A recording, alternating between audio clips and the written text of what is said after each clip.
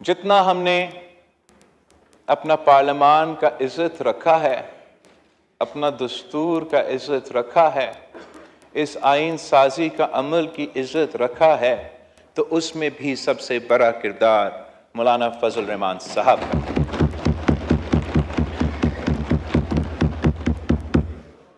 जहां तक इस आइन साजी की बात है, मैं ये भी कहना चाहूंगा कि जनाब स्पीकर, मेरे लिए अगर मैं कुरान पाक के बाद किसी किताब को मानता हूं तो वो पाकिस्तान की दस्तूर है, पाकिस्तान की आइन है, हमारा इस्लामी वफाकी जमहूरी 1973 की कॉन्स्टिट्यूशन है। 1973 की कॉन्स्टिट्यूशन के वक्त मैं याद दिलवाना चाहूंगा कि उन जमानों में भी जमाते उलमा इस्लाम उन बेंचेस पे बैठे थे और Pakistan people's party in benches पे बैठे थे, और उन जमानों में भी सियासी इख्तलाफ था, अरूज पे था। अगर आजकल के सियासतदान, आजकल पाकिस्तान की अवाम समझते हैं कि जो वज़ीर आज़म साहब और आज का कायदे-ए-हिज़्ब इख्तलाफ के दरमियान इख्तलाफ, सियासी जो पोलराइजेशन हुआ है, वो कोई अरूज पे है, तो याद रखना चाहिए कि जब कायदे अवाम शहीद जुल्फ़िकार अली भुट्टो इस मुल्क का वज़ीर आज़म था और जमाते उलमा इस्लाम के कायदे-ए-हिज़्ब इख्तलाफ था, तो तब भी हमारा सियासी इख्तलाफ, नज़रियाती इख्तलाफ अरूज पे था। मगर जब पाकिस्तान की बात आती थी, जमहूरियत की बात आती थी, आइन साजी की बात आती थी, तो हम सारे इख्तलाफात भूल के एक मेज पे बैठ के इत्तेफाक कायम करके सरजमीन बे आइन को अपना आइन दिलवाया था।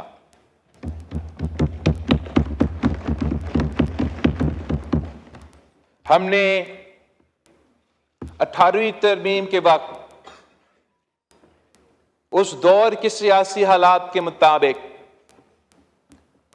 सियासी इत्तेफाक राय पैदा करके, तारीखी आइन साजी करके, जो हमारा आइन में तमाम काले कवानीन थे, आमिर के डले हुए जज साहिबान की इजाजत के साथ, वो तमाम काले कवानीन को हमने अपना आइन से निकलवा दिए, और तब भी वो तारीखी काम था।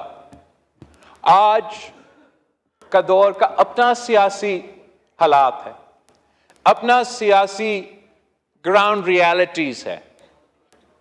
जो पॉलिटिकल स्पेस पाकिस्तान की सियासत में आज सियासी जमातों के लिए मौजूद है, जितना आज वो सियासी स्पेस तंग है, उतना 2008 में नहीं था, उतना 1973 में नहीं था।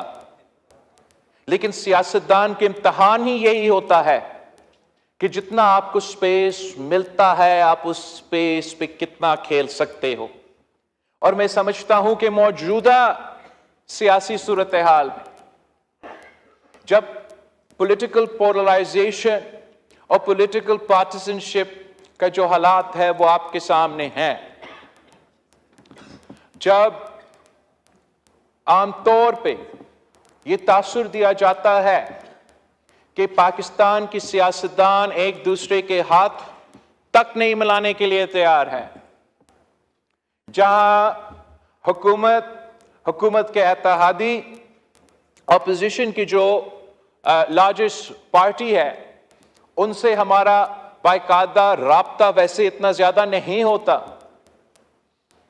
इस हालात में जितना इत्तेफाक राय पैदा हो सकता था, मुमकिन था, वो इत्तेफाक राय हमने हासिल करके 26 आईनी तरमीम की शक्ल में आज हम इंशाअल्लाह ताला नेशनल असेंबली से पास करने जा रहे हैं।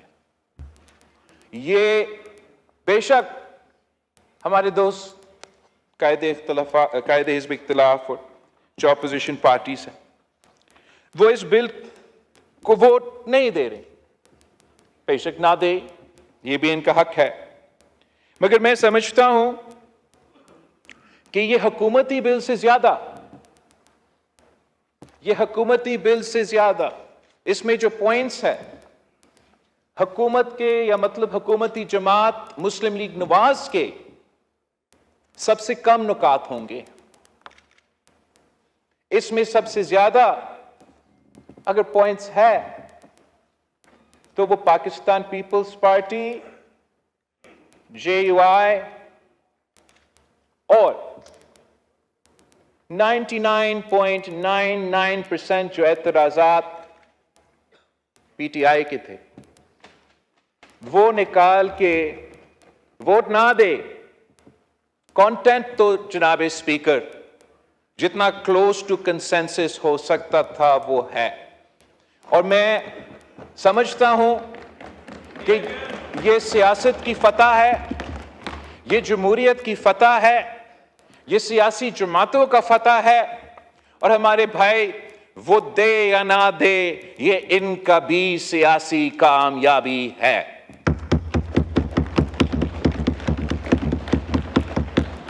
जनाब स्पीकर, मैं पाकिस्तान के अवाम के लिए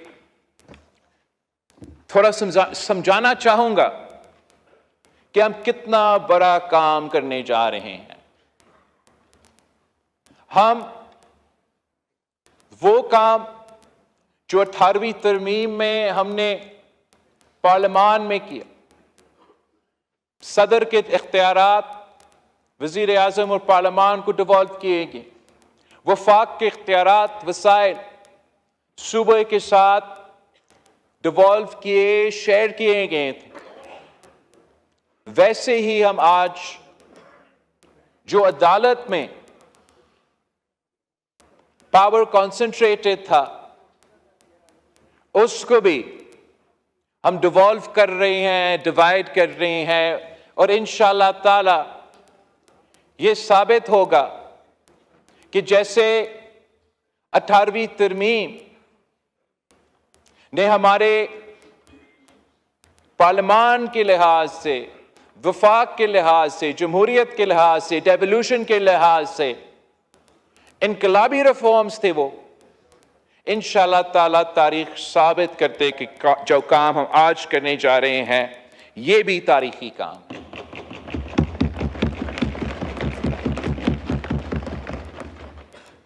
हम ये जरा देखें, गौर करें कि पाकिस्तान की जी प्लीज। जहां तक जनाब स्पीकर जो लोग कहते हैं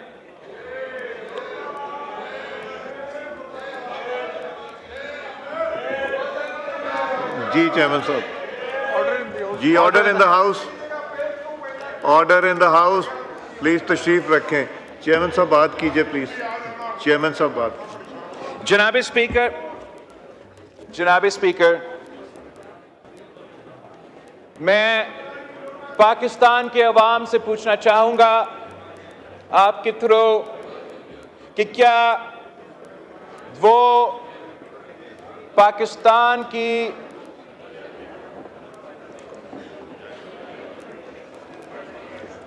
आप ऑर्डर रिस्टोर करेंगे तो मैं बोलूंगा मिस्टर स्पीकर। जी kindly please order in the house. ये ट्रेजरी साइड से ज्यादा आवाजें आ रही हैं।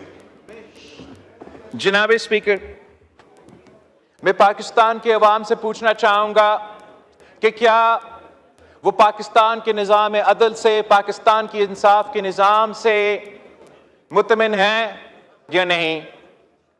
मैं पाकिस्तान के अवाम से पूछना चाहूंगा कि क्या वो ये चाहते हैं कि जैसे पाकिस्तान की अदालत का निज़ाम चलता आ रहा है वैसे ही चलना चाहिए। मैं पूछता हूं कि क्या हम भूल चुके हैं कि पाकिस्तान की अदालत की तारीख क्या है? हमारा अदालत का काम था जमहूरियत का तहफ़्फ़ुज़ दिलवाना। हमारा अदालत का काम था आईन का तहफ़्फ़ुज़ करना। हमारा अदालत का काम था आमिर का रास्ता रोकना। जनाब स्पीकर, आप मुझे एक दफा बताए कि अदालत ने ये जिम्मेदारी पाकिस्तान की तारीख में कब पूरा किया है? आधा पाकिस्तान की हिस्ट्री में हम डिक्टेटरशिप रहे हैं, मगर वो डिक्टेटरशिप को कामयाब होने में सफ़े अव्वल का किरदार तो हमारा अदालत का रहा है। कायदे अवाम शहीद जुल्फ़िकार अली भुट्टो को इस अदालत ने तख्तेदार पे लटका दिया। जनरल ज़िया उल हक को इस अदालत ने इजाजत दी कि आईन में तरमीम करे। इस अदालत ने 90 के दहाई में 58 2B के नाम पे एक न्यूज पेपर कटिंग का, जंग की न्यूज पेपर की कटिंग के बुनियाद पे 2-3 जज बैठ के शहीद मोहतरमा बेनज़ीर भुट्टो की पहली हुकूमत को खत्म कर देते। ये अदालत की तारीख कोई ढकी छुपी बात नहीं है कि अगर आमिर जनरल परवेज मुशर्रफ ने इस मुल्क पे राज किया तो उनको इजाजत इस अदालत ने दी। इस तरमीम में अगर इन्होंने तब्दीली लेकर आए तो इजाजत इस अदालत ने दी, और अगर वो यूनिफॉर्म में सदर का इलेक्शन लड़ा तो वो भी इजाजत इस अदालत ने दी। आइन का तहफ़्फ़ुज़ करने वाले, आइन का जमहूर का तहफ़्फ़ुज़ करने वाले, जनाब स्पीकर, ये है इनका किरदार आमिराना दौर में। जमहूरी दौर को हम जरा देख ले, 2008 से लेके 13 तक, 2013 से लेके 2018 तक। उसके बाद भी जमहूरी दौर में अचानक अदालत को जमहूरियत याद आती है। वो सिर्फ जमहूरियत और आईन और दस्तूर को तब इनको याद आता है जब हम जिदोजहद करके, हम कुर्बानियों दे के आमिर को भगाते हैं, तो फिर हमारा अदलिया को आईन, जमहूरियत और कानून याद आते हैं। मगर उस आईन और इस जमहूरियत को याद आते हुए भी वो अपने इख्तियार अवाम को इंसाफ देने पे इस्तेमाल नहीं करते। वो अपना इख्तियार आईन और जमहूरियत को तहफ़्फ़ुज़ देने के लिए इस्तेमाल नहीं करते। उन्होंने अपना इख्तियार एक के बाद एक वजीर आजम को फारिग करने में इस्तेमाल किए हैं। जनाब स्पीकर, अब हमारे ऑपोजिशन के दोस्त काला सांप की बात कर रहे हैं, दांत और जहर की बात कर रहे हैं। उनका नुक्ते नजर में इस आईनी तरमीम में ऐसे कोई शिक थे जो उनकी इनपुट के बाद हटाए गए। इनकी बिल्कुल अपना हक है, अपना राय है, और कामयाब हुआ अपने मकसद में। मेरी नजर में इस पार्लियामान के लिए, इस आईन के लिए, इस जमहूरियत के लिए जो काला सांप, जो दांत रखने वाला जहर वाला काला सांप जो इस पूरा पार्लियामान के इर्द गिर्द घूम रहा है, इस पार्लियामान पे हमला करते आ रहा है, इस पार्लियामान के अफेयर्स में मुदाखलत करते आ रहा है, जिसने एक नहीं, मैं गिन नहीं सकता हूं कि कितने वज़ीर आज़म को फारिग करवाया, वो काला सांप हमारा इफ्तिखार चौधरी वाला अदालत है।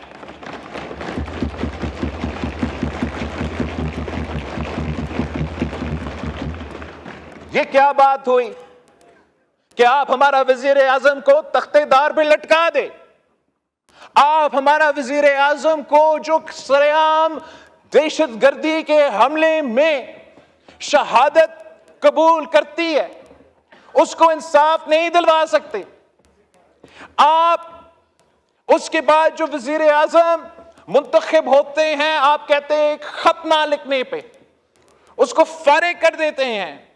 उसके बाद दूसरा वजीर आजम को कहते हैं कि आपने अपना बेटा से 10,000 दरम नहीं लिया, आपका 2 दहाई अक्सरियत है, मगर हम 5 जज साहब कलम के जरिए आपको फारिग करते हैं।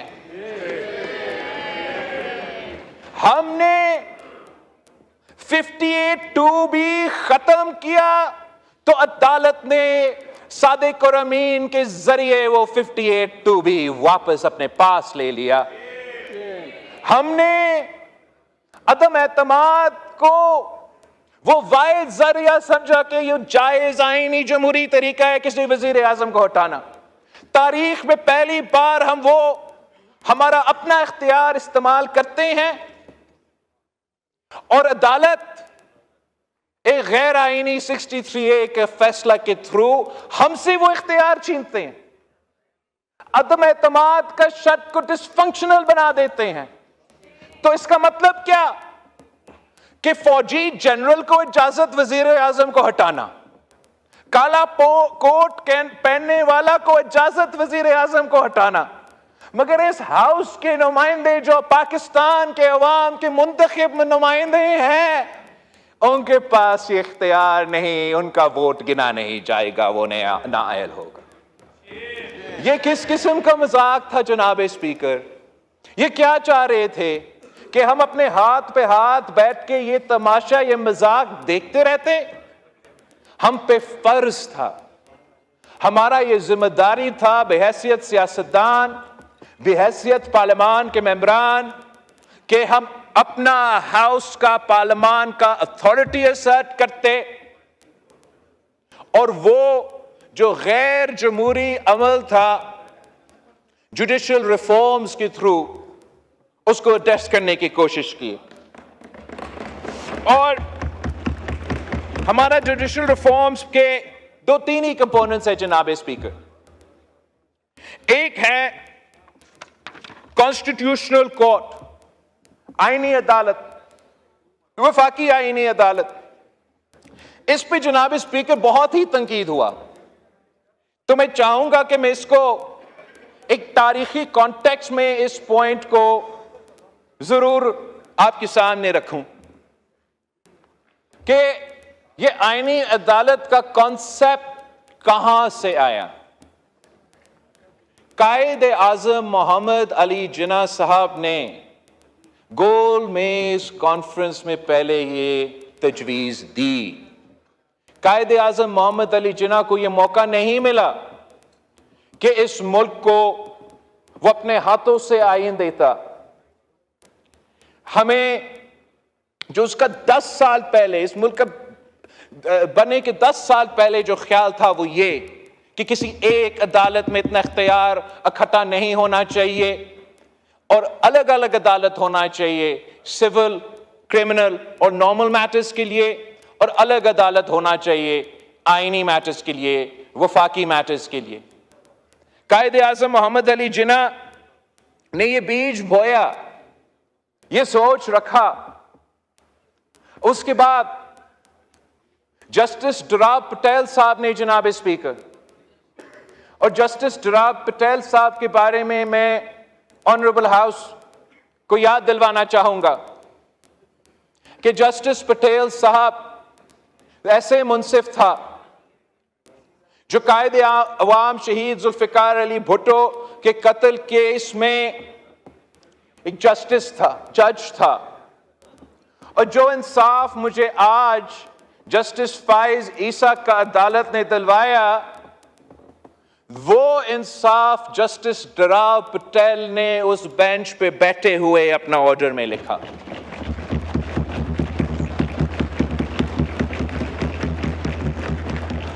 और जस्टिस डुराब पटेल को, जनाब स्पीकर, पाकिस्तान का चीफ जस्टिस बनना था। उसके दरमियान में जनरल जिया उल हक का पीसीओ था। अगर जस्टिस डराब पटेल का अपना कुर्सी का फिक्र होता, अगर जस्टिस डराब पटेल के लिए अपना कुर्सी या चीफ जस्टिस सिर्फ अहमियत रखता, तो वो पीसीओ का ओथ लेता और इस मुल्क का चीफ जस्टिस बनता। मगर जनाब स्पीकर, ये इफ्तिखार चौधरी की तरह पीसीओ जज नहीं था। जस्टिस डराब पटेल ने इस्तीफा दिया चीफ जस्टिसशिप को लात मार के, मगर ये पीसीओ ओथ नहीं लिया और आमरीत को कबूल नहीं किया। ये होता है असल, ये असल रोल है हमारा अदालत का, हमारा मुंसिफ का।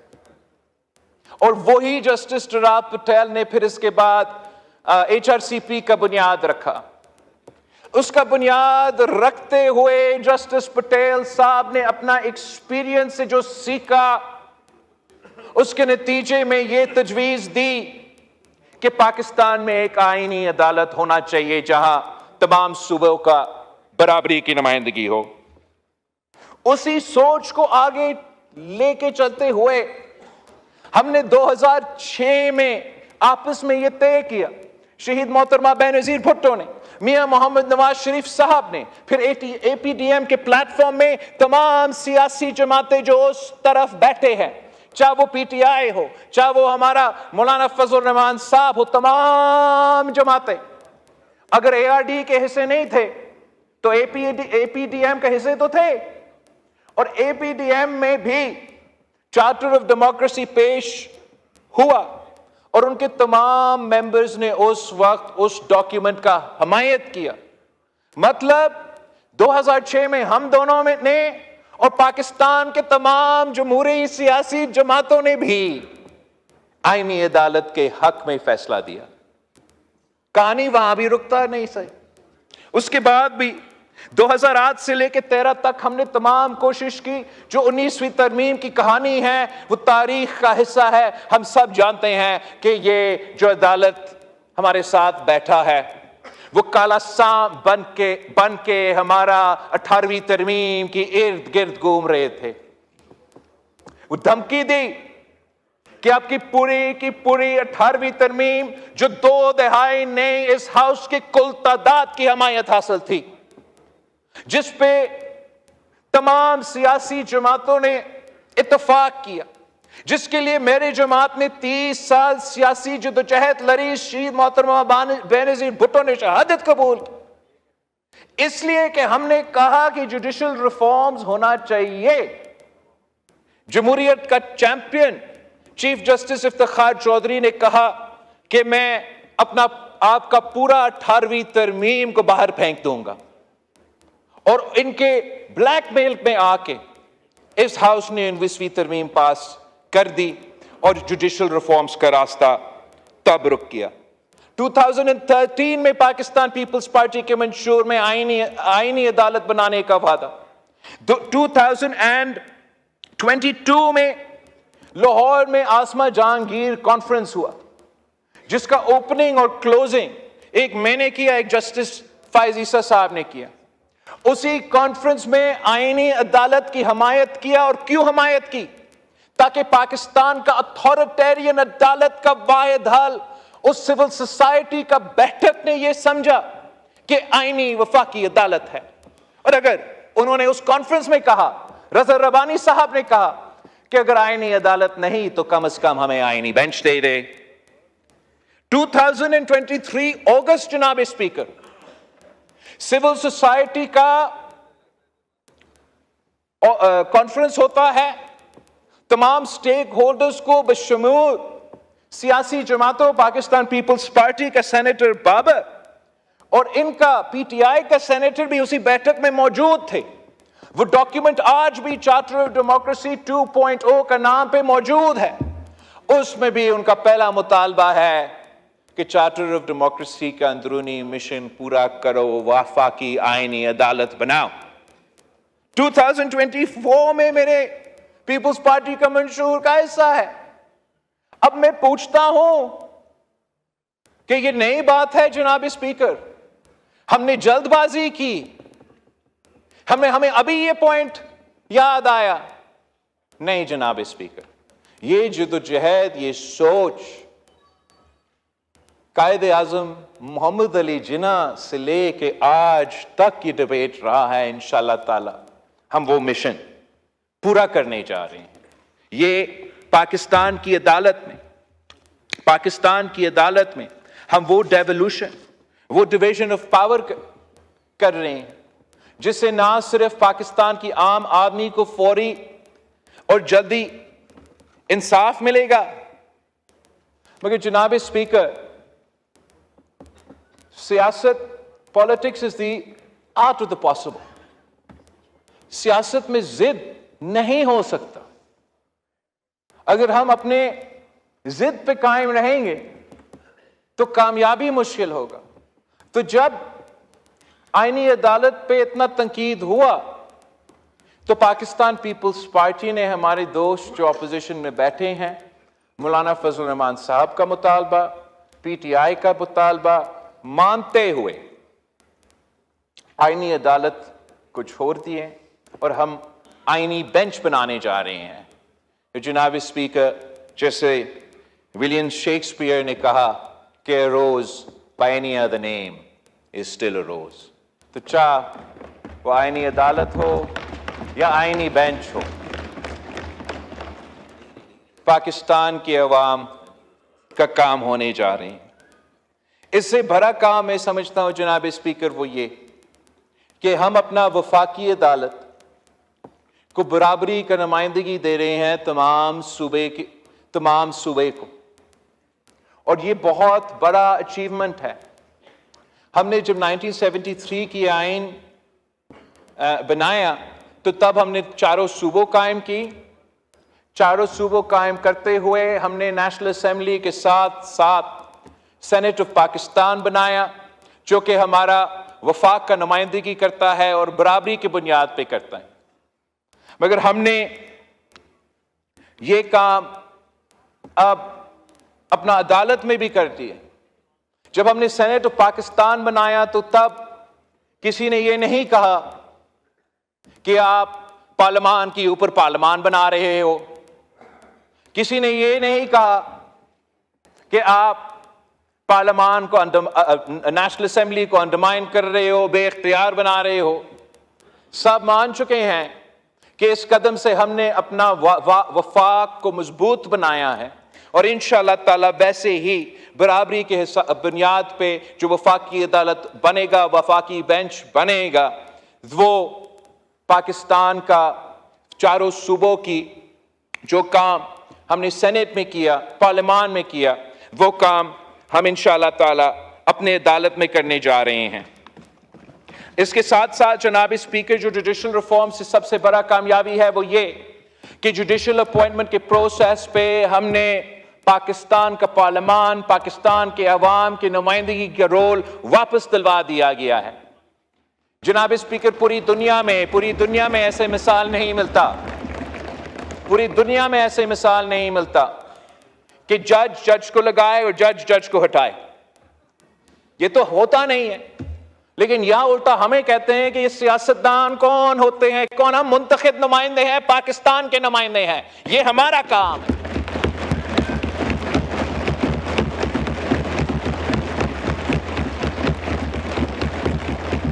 ये समझते हैं कि हम ये पावर हम इनसे छीन रहे हैं, इन्होंने ये पावर हमसे छीना जनाब स्पीकर, और वो भी जबरदस्ती।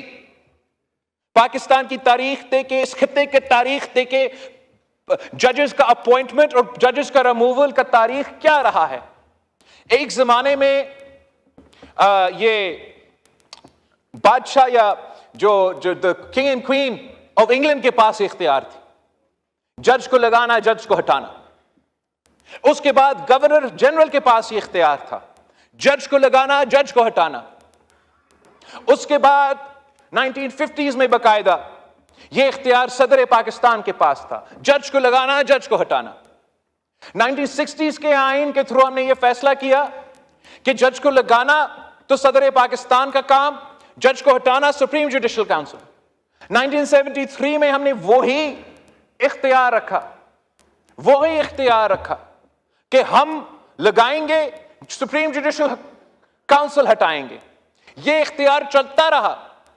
किसी ने जनरल जियाउल हक को नहीं रोका कि आप आमिर हो, आप कौन होते हो जज लगाने के लिए। किसी ने किसी और को नहीं रोका। जनाब स्पीकर, आपको पता है कि पहली दफा यह इख्तियार वजीर आजम से छीन के चीफ जस्टिस के पास कब गया था? ये 1996 की बात है। शहीद मोहतरमा बेनजीर भुट्टो इस मुल्क की वजीर आजम थी और यह बर्दाश्त नहीं हो रहा था कि शहीद मोहतरमा बेनजीर भुट्टो इस मुल्क की जज अपॉइंट करेगी। खुदा ना खास्ता खातून वजीर आजम अगर अपॉइंट करेगी तो खातून जज अपॉइंट करेगी, हमारा पूरा निजाम तबाह हो जाएगा। तो अल जहाद केस के थ्रू इन्होंने ये इख्तियार वजीर आजम से चोरी करके अपने जेब में रखा। जनाब स्पीकर, कहते हैं इनका इख्तियार है। इनसे पूछे कि जनरल मुशर्रफ के दौर में जब एक आमिर जज लगा रहा था, किसी ने उसका रास्ता रोका? वो जो जजेस जिसको हम चैंपियंस मानते हैं, जिन्होंने रियासत को मां की तरह बनानी थी,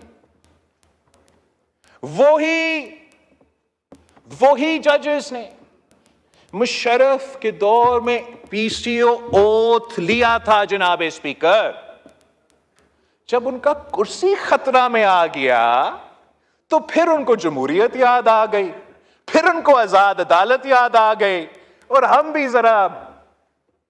भी जरा अपना सियासत जो उस वक्त का था उस पर गौर करना चाहिए कि हमने भी जजेस को उन जमानों में ये आदत दिलवाई थी ना कि चीफ तेरे जान निसार बेशुमार। हमने ये आदत दिलवाई थी इनमें कि जितना जोर से सियासी नारा लगेगा उतना ऊंचा जुडिशरी में आपको ओहदा मिलेगा। हमने ये आदत डाल ली इनमें कि सियासत करना है इंसाफ ने, और उसके नतीजे में जो पाकिस्तान की अदालत का हश्र हुआ, हम पाकिस्तान क्या दुनिया में मजाक बन गए। जनाब स्पीकर, हर वजीर आजम को हटाए वो छोड़ दे, हर काम उनके पास। वो ना सिर्फ अदालत है, वो ना सिर्फ एग्जीक्यूटिव है, वो फॉरेन पॉलिसी भी तय कर सकते हैं, वो वजीर खजाना भी है, डैम भी बना सकते हैं, पोटैटो टमाटर और पकोड़े की कीमत भी का फैसला वो करेंगे। जनाब स्पीकर, अगर ये काम उनका है, ये काम भी उनका है, तो मैं पूछता हूं कि वजीर आजम साहब का, वजीर खारजा का, वजीर खजाना का काम क्या है? अगर इन्होंने ये काम करना था या करना है, इससे बेहतर यह होता कि वो आके ये ओहदे संभाल के करते। रीको डीक में क्या नुकसान हुआ इस मुल्क की मीशत? मैं कितना एग्जाम्पल्स आपको सुना सकता। किसी न किसी वक्त में हमने ये दरवाजा बंद करना था, हम वो दरवाजा बंद करने जा रहे हैं। मैं समझता हूं ये हम सब की कामयाबी है जो हमने इसके साथ साथ सूबे में आईनी बेंच की हाई कोर्ट्स में तजवीज दी है। उससे मेरे ख्याल में पाकिस्तान की आम आदमी को सबसे ज्यादा फायदा होगा। जनाब स्पीकर, जो लोअर जुडिशरी है, that is where the wheels of justice grind the slowest. जो तादाद है केसेस के सुप्रीम कोर्ट ऑफ पाकिस्तान में, हर हाई कोर्ट में उससे ज्यादा केसेस हैं। और अगर सुप्रीम कोर्ट ऑफ पाकिस्तान में हम कहते हैं कि 15% आईनी केसेस है, तो हाई कोर्ट्स में 50% फंडामेंटल राइट्स 199 के लिहाज से केसेस है और 50% आम केसेस है। जैसे ही ये सूबे फैसले करके, ये रेजोल्यूशंस पास करके ये सूबाई बेंचेस कायम करेंगे, तो फौरन पाकिस्तान के अवाम को ये फर्क महसूस होगा कि रातों रात इंशाअल्लाह ताला उनको जल्दी और फौरी इंसाफ मिलना शुरू हो जाएगा। इसलिए 50% जो अदालत था वो 100% जो अदालत का तादाद था वो 50% का काम करेंगे, जो नया बेंच बनेगा वो बाकी काम करेंगे। जनाब स्पीकर, इस आईनी इस्लाहात में जमाते उलमा इस्लाम ने जो तजवीज़ दी और जो मानेंगे सेनेट ऑफ पाकिस्तान में और इसमें मौजूद है, वो हमारे रिबा के बारे में, सूद के बारे में एक तरमीम, काउंसिल ऑफ इस्लामिक आइडियोलॉजी के बारे में एक तरमीम। मैं ना सिर्फ इन इनपुट्स को वेलकम करता हूं, मैं समझता हूं कि जबकि हमारा इत्तेफाक हुआ है तो पेश जरूर मौलाना फजल रहमान साहब की जमात ने किया है, मगर ये हम सब के आईनी तरमीम है। और सबसे मजे की बात जनाब स्पीकर, इन तरमीम की वजह से, मौलाना फजल रहमान साहब के ये पॉइंट्स की वजह से मैं कहने के लायक हूं कि इस आइन में कुछ ऐसे है जो 100% इत्तेफाक हासिल करके पास हुए हैं सेनेट से। और इंशाअल्लाह ताला में उम्मीद रखता हूं कि कम से कम वो पॉइंट्स जो मौलाना फजल रहमान साहब की जमात खुद शामिल कर रहे हैं, तो मेरे दोस्त जो अपोजिशन बेंचेस में बैठे हैं वो उस पर वोट करके एटलीस्ट इस शर्त को आप मुत्तफ़िका आइन का हिस्सा जरूर मानें। आईनी तरमीम होने जा रहा है और इसमें जो एक इनकलाबी काम है, मगर इसको शायद आम तौर पे देखा जा रहा है, वो वही मौसमी तब्दीली के हवाले से जो हमारा वज़ीरे कानून ने जिक्र किया। मौसमी तब्दीली पाकिस्तान के लिए जिंदगी मौत का मसला है। मौसमी तब्दीली की वजह से पाकिस्तान की मईशत को नुकसान हो रहा है। मौसमी तब्दीली ग्लोबल एजेंडा है, चाहे वो सैलाब हो, चाहे वो ड्राउट हो, वो सब आपके सामने हैं। और जब आप एक वफाकी बेंच बनाने जा रहे हैं जो वफाकी डिस्प्यूट्स भी देखेंगे, तो ये उनको मौका मिलेगा कि पाकिस्तान के अवाम का जो एनवायरमेंटल राइट्स है उनको ना सिर्फ तहफ़्फ़ुज़ फराहम करे, मगर जनाब स्पीकर इसमें हमारे जो पानी के मसले हैं, पानी का किल्लत का मसला है, पानी को हर किसी को पहुंचने का मसला है, इसी तरीके से तमाम मौसमी तब्दीली के हवाले से जो पाकिस्तान के अवाम का हक है, हम ना सिर्फ उनको रिकग्नाइज कर रहे हैं मगर उम्मीद कर रहे हैं कि हमारा नया बनने वाला आईनी बेंच इस आईनी हक को, इस ह्यूमन राइट को ना सिर्फ तहफ़्फ़ुज़ दिलवाएगा मगर नया जूरिस्प्रूडेंस इंट्रोड्यूस करेगा, जिसके नतीजे में हम साउथ में एशिया में इस नया लीगल कॉन्सेप्ट को, इस नया लीगल प्रेसिडेंट को पाकिस्तान की जुडिशरी के थ्रू हम ये एड्रेस करने जा रहे हैं। जनाब स्पीकर, इस पूरा प्रोसेस में जो मेहनत तमाम सियासी पार्टियों ने की, मैं उसका शुक्रगुजार हूँ। मैं वज़ीर आज़म साहब मियाँ मोहम्मद नवाज शरीफ साहब का खुसूसी तौर पे शुक्रगुजार हूँ।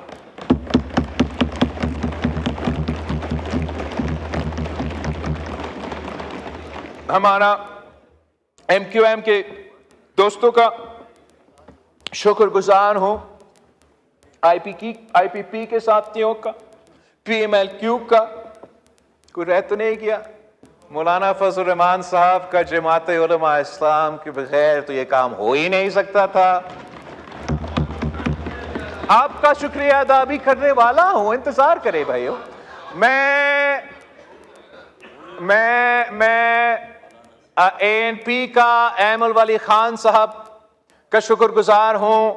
मैं डॉक्टर मालिक साहब का और उनका जमात का, सॉरी जी प्लीज जी, डॉक्टर मालिक साहब का मैं शुक्रगुजार हूं, और MWM का SIC का। बाप को कैसे भूल सकते हैं? बाप के बगैर ये काम ही नहीं हो सकता था। और मैं दिल से ये बात कह रहा हूं, मैं पाकिस्तान तरीके इंसाफ का शुक्रगुजार।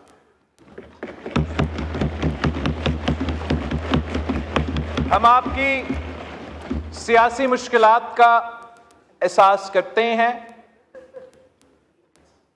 जितना आपकी बस में सियासी स्पेस था, जितना आपके पास वो स्पेस अवेलेबल था इस प्रोसेस का हिस्सा बनने का, उतना आप इस प्रोसेस के हिस्से थे। चले, हमारा आपस में डायरेक्ट बात तो कमेटी के अलावा हुआ नहीं, पर आपका बात मौलाना से, तो मेरा बात मौलाना से, और वो बात फिर वजीर आजम से। तो चले इस तरीके से कान पकड़ते हैं। काम तो तरीकी होने जा रहा है। जी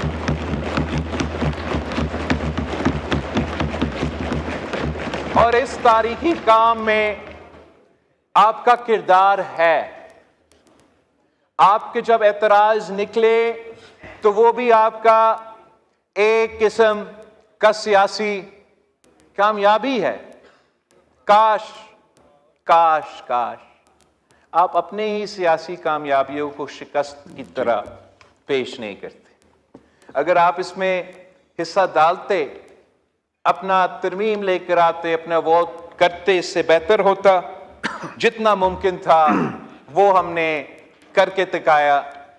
इस सियासी सूरत हाल में ये सियासी कारनामा है।